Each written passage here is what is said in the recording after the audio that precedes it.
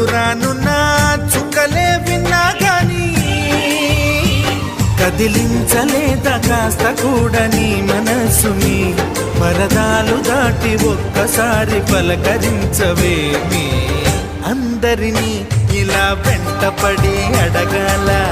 సరదాగా నువ్వే ఎదురైతే సరిపోదా నిద్రపోతున్న రాత్రి నడిగా